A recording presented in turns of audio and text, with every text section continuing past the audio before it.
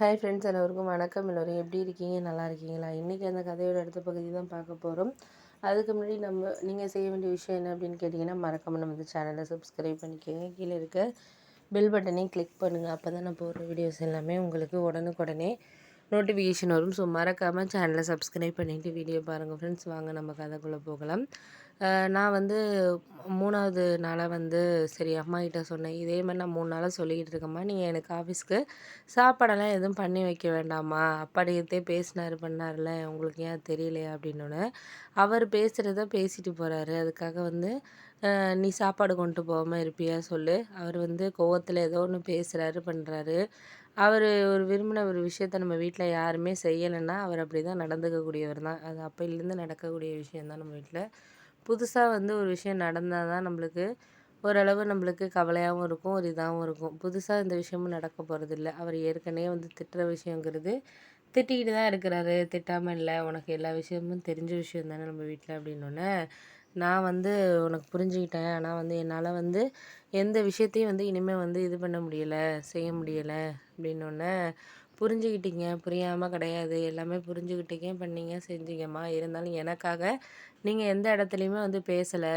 எனக்காக நீங்கள் பேசணும். பேசினா தானே எனக்கும் ஒரு சப்போர்ட்டிவாக இருக்கும். அவர் தேவையில்லாத விஷயத்த நான் ஆஃபீஸ் போயிட்டு வர டைமிங்கு அங்கே எப்படி என்ன சூழ்நிலைங்கிறது எனக்கு மட்டும்தான் தெரியும். அது அவருக்கு தெரியுமா சொல்லுங்கள்? தெரிஞ்சால் ஏன் இப்படி இருக்காரு? அவர் பார்க்குற வேலையும் நான் பார்க்குற வேலையும் ஒன்றா? எனக்கு நைட் ஷிஃப்ட் போடுவாங்க. சிலப்போ லேட்டாக வருவேன், பண்ணுவேன், செய்வேன். எல்லாமே இருக்குது எனக்கு. அது அவருங்க புரிஞ்சுக்கிட்டு ஓரளவு அவங்க ஏன் புரிஞ்சுக்க மாட்டேங்கிறாரு அப்படின்னு தான் எனக்கு தெரியல. மற்றவங்க இதுலேருந்தே அவர் யோசிச்சு பார்க்குறாரே தவிர, நான் என்ன சொல்ல வரேன், நம்ம பொண்ணு எதுக்காக நம்மக்கிட்ட இது பண்ணுறா அப்படிங்கிறத அவர் யோசிக்க மாட்டேங்கிறாரு. நம்ம ஒரு சப்போர்ட்டிவாக இருக்கணும் நம்ம பொண்ணுக்கு. இப்போ 25,000 சம்பாதிக்கிறா, இன்னும் போக போக நம்ம சப்போர்ட் பண்ணோன்னா அவளோட லைஃப்பும் நல்லாயிருக்கும். நம்ம கடனையும் தானே இது பண்ணுறா அப்படின்னு அவர் யோசிச்சு பார்க்கணும். ஆனால் அதை மட்டும் ஏன் அப்பா யோசிக்கவே மாட்டேங்கிறாரு? நான் சம்பாதிச்சு கொடுக்குற பணம் மட்டும் வேணுங்கிறாரு. ஆனால் டைமிங் 1 மணி நேரம் 2 மணி நேரம் லேட்டாக இருந்தால் ஃப்ரெண்ட்ஸுங்களோட போயிட்டு வரியா அப்படி இப்படின்லாம் கேட்குறாரு. அப்போ எந்த அளவுக்கு எனக்கு ஒரு மனசு கஷ்டப்படுமா? நான் என்ன அப்படியா கொண்ட ஒரு பொண்ணா சொல்லு? நான் அந்த மாதிரிலாம் நடந்துகிட்டு இருந்தேன்னா, இன்னமும் 3 வருஷமாக ஏன் நான் அதே இதிலே பொசிஷன்லேயே இருக்கிறேன்? அப்படிலாம் இருந்தால் என்னோட வந்த பொண்ணுங்கள்லாம் ஒரு சில பேர்லாம் அப்படி இப்படி இருந்தெல்லாம் ஒரு நல்ல நிலைமைக்கு மேலே போயிட்டாங்க. நான் ஏன் அப்படியே இருக்கிறேன் அப்படின்னா, நம்மளுக்கு நம்ம வேலையை நேசிக்கணும். அதை நம்ம ஒழுங்கா செஞ்சோன்னா, கண்டிப்பா அதுலேருந்து வர முன்னேற்றங்கிறதே நமக்கு போதும். தேவையில்லாம அடுத்தவங்கள இது பண்ணி தான் நம்ம முன்னேறணும் அப்படிங்கிறது இல்ல, அப்படின்னு சொல்லிட்டு தானே நான் இந்த அளவுக்கு ஒரு இதா இருக்கிறேன். அதை ஏன் அப்பா புரிஞ்சுக்க மாட்டேங்கிறாரு? அவர் ஏன் இப்படி நடந்துக்கிறாரு? அப்படின்னோன்னே, அவர் சொல்கிறதெல்லாம் நம்ம எதையுமே கேட்குற மாதிரியான ஒரு இதுலயாம்மா இருக்கு. இவ்வளோ வருஷம் ஆகி நான் கல்யாணம் பண்ணி இந்த 30 வருஷத்துக்கு மேலே ஆகப்போகுது. உங்கள் அண்ணனுக்குமே கல்யாணம் ஆகிட்டு. ஆனால் இன்னுமே அவர் எங்கள் சொந்தக்காரவங்க வீட்டுக்கு போனாலும் வந்தாலும் ஈவினிங்குள்ளே வரணும்பாரு.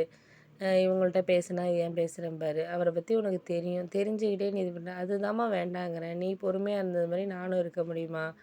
நீ புருஷன் அப்படிங்கிற ஒரு விஷயத்துக்காக நீ பொறுமையாக இருந்த. அதே விஷயத்தையே நானும் என்கரேஜ் பண்ணுற மாதிரி ஆகிடும். நான் அப்போனா தப்பை ஏற்றுக்கிற மாதிரி ஆகிடும். ஏன்னா அவர் சொன்னது கரெக்ட்டுங்கிற மாதிரி ஆகிடுமா. அதனால தான் நான் சாப்பாடெலாம் வேணாம் அப்படிங்கிற மாதிரி இருக்கேன். நான் ஒரு 2 மந்த் வீட்டில் இருந்தே வேலை பார்க்க போகிறேன்.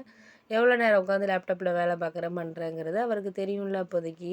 நான் எங்கள் சீனியர்கிட்ட பேசியிருக்கேன். ஒரு 2 மந்த் நீங்கள் வீட்டிலேருந்தே பார்க்கலாம். லெட்டர் எழுதி கொடுங்க பார்க்கலாம் அப்படிங்கிற மாதிரி. ஹெல்த் இஷ்யூ சார் அப்படின்னு சொல்லிட்டு சொல்லியிருக்கேன். அவரும் ஓகே அப்படின்னு சொல்லியிருக்காரு. எவ்வளோ நேரம் பார்க்குறேன், எப்போ நான் இது பண்ணுறேங்கிறது அவருக்கு தெரியும்ல. அப்போ புரிஞ்சுக்குவார்ல அவர் அப்படின்னு சொன்னோன்னே, இதுக்காக ஏம்மா நீ இது பண்ணுற? என்ன எக்ஸ்ட்ரா 1 ஹவர் ஒர்க் பண்ணுற மாதிரி இருக்கும் வீட்டில். அங்கேன்னா நம்ம முன்னாடியே கொஞ்சம் 1 ஹவருக்கு முன்னாடியே வர்ற மாதிரி இருக்கும். அவ்வளோதான். அப்போ அவருக்கு தெரியும்லம்மா நான் படுற கஷ்டம்லாம்.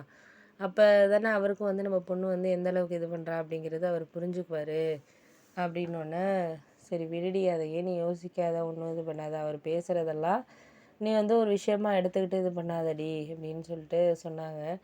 நான் இன்னும் ஒரு விஷயமாலாம் எடுத்துக்கலம்மா. நான் அதை எடுத்துக்கிற ஒரு மனநிலையிலையும் நான் இல்லை. நான் நல்லா தான் இது பண்ணுறேன், எல்லாம் செய்கிறேன். ஆனால் அவர் எனக்கு நடத்துகிற விதம், பேசுகிற விதம் தான் எனக்கு பிடிக்க மாட்டேங்குது. அவர் ஒழுங்கா பேசினா நான் ஏன் அப்படி இது பண்ண போகிறேன்? அவர் பேசுகிற விஷயங்கள்லாம் வேறு மாதிரி இருக்கிறதுனால தானே நானும் கோவப்படுற மாரி இருக்குது. இல்லைன்னா நான் கோவப்படுறதுக்கு என்ன காரணம் இருக்குது? என் கோவத்தில் ஒரு அர்த்தம் இருக்கா இல்லையா? அப்படின்னு உன் கோவத்தில் அர்த்தம் இருக்குது அப்படின்னு சொல்லிட்டு நான் ஆஃபீஸ்க்கு அதுக்கப்புறம் கிளம்பி போயிட்டேன். ஆனால் அம்மா வந்து ஒரு மாதிரி கவலையாகவே இருந்தாங்க. அதுதான் எனக்கு கொஞ்சம் கஷ்டமாக